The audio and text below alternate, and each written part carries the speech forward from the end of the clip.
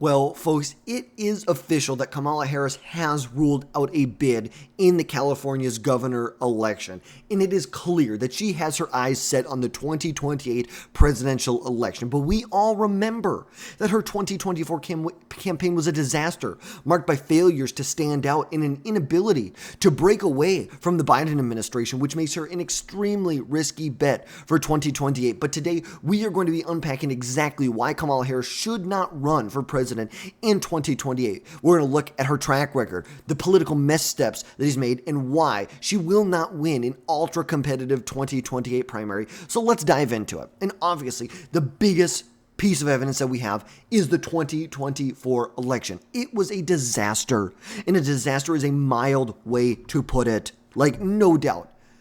Harris's 2024 presidential run collapsed under low voter enthusiasm, losing all the major battleground states to Donald Trump, even after she raised $1.5 billion. She failed to gain traction. On top of that, she had the most tone-deaf messaging that you could even imagine.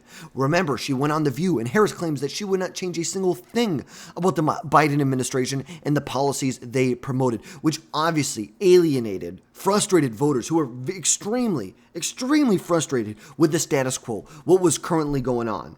Whether you're talking about how Biden's approval rating was in the 30%, 38, 39, 40%, terrible approval ratings for an incumbent president. Terrible approval ratings. And of course, there were just poor strategic choices. She spent $1.5 billion in 107 days and ended with $20 million in debt. Yet she failed to connect with any working class voters on any of the key issues like the economy. Instead, she paid millions of dollars to artists so they'd come to her campaign events and they'd twerk on stage.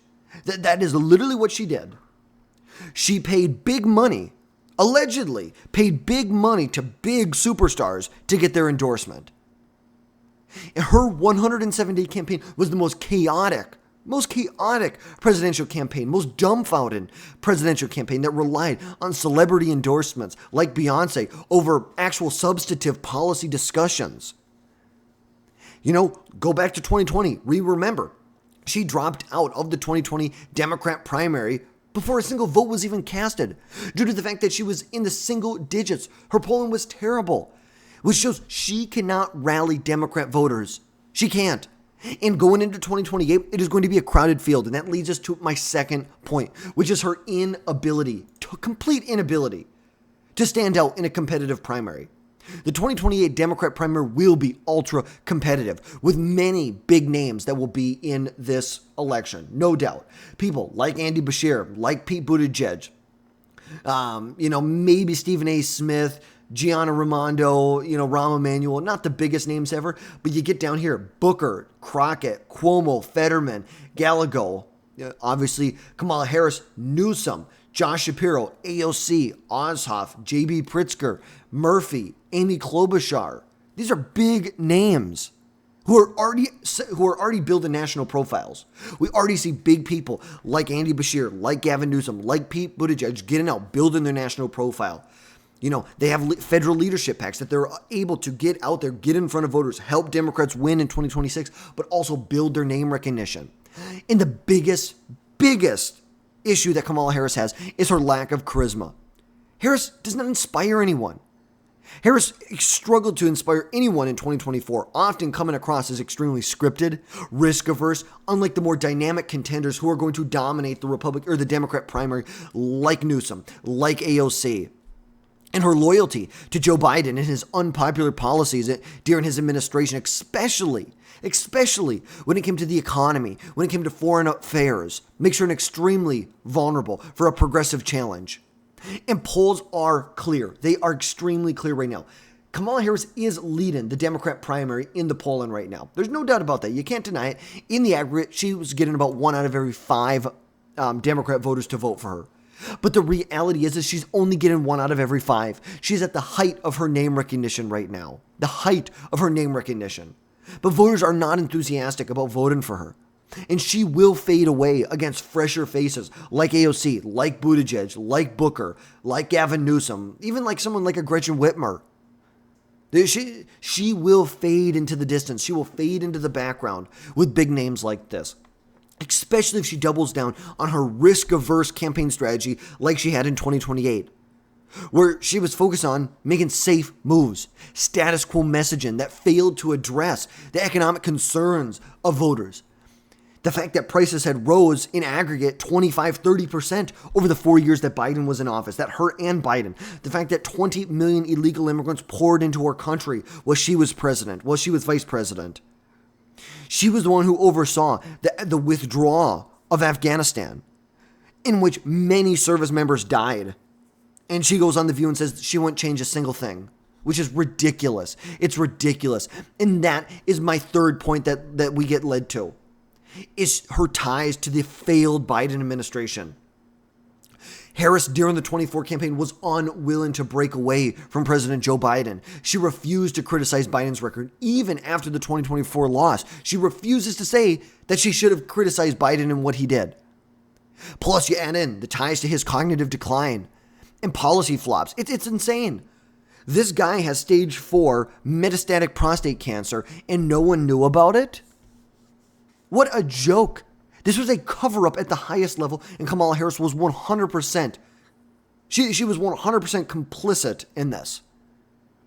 Yeah, you go on top of that. She avoided tough media, like going on more conservative media, more conservative podcasts like Joe Rogan, missing chances to reach swing voters, unlike Donald Trump, where he would go on anywhere.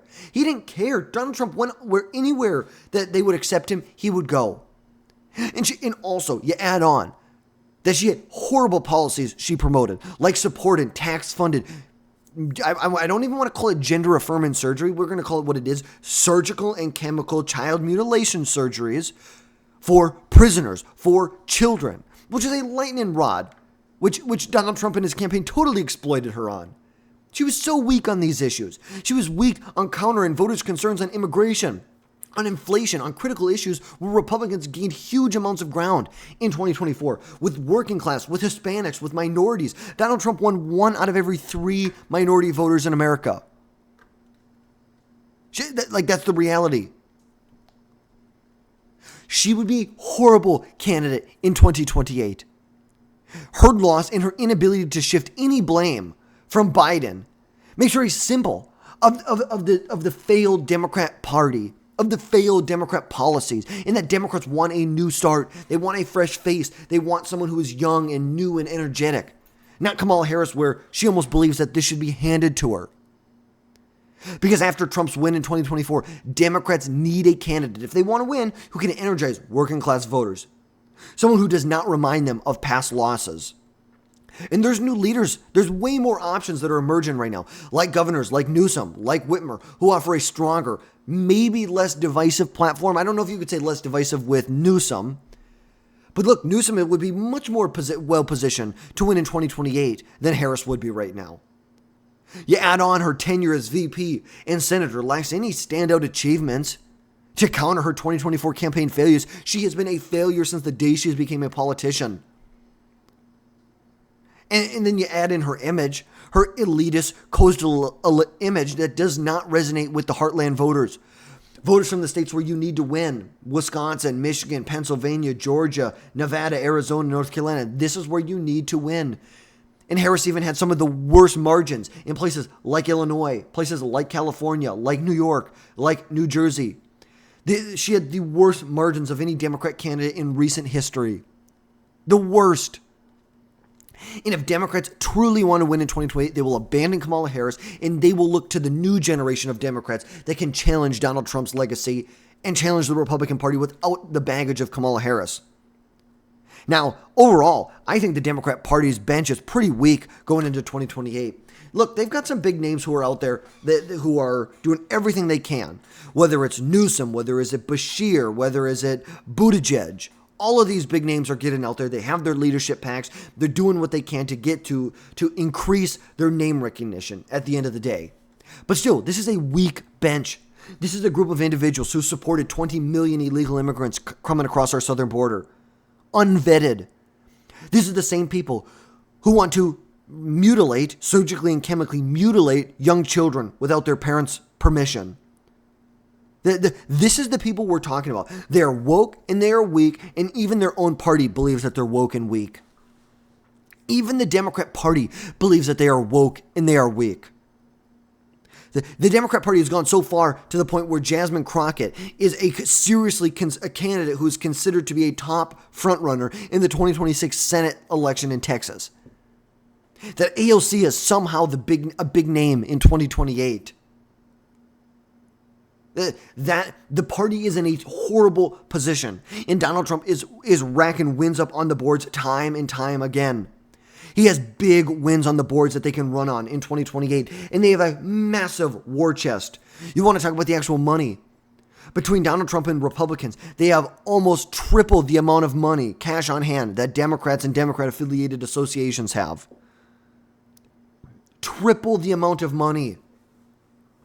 Harris will be a terrible candidate in 2028, and if Democrats want any chance to win, they will not nominate her. They will throw her aside like the piece of trash she is. She was a DEI pick. She was solely picked because she was a woman and she was black. That was the only reason she was picked as VP in 2020. That's it. It has nothing to do with her qualifications because she was some sort of intellect. Absolutely not. It had nothing to do with that. Nothing to do with that. But folks, that is going to wrap things up for today. As always, folks, drop down below, hit that subscribe button, make sure you never miss another video from us again in the future. And folks, we will be here every step of the way, to let you know what is going on with Kamala Harris. Will she run in 28? Will she not? Talking about her 2024 campaign and how it proves she cannot win a competitive primary. We are going to be here every step of the way to bring you the news. But as always, folks, drop down below, hit that subscribe button, and folks, we will catch you next time.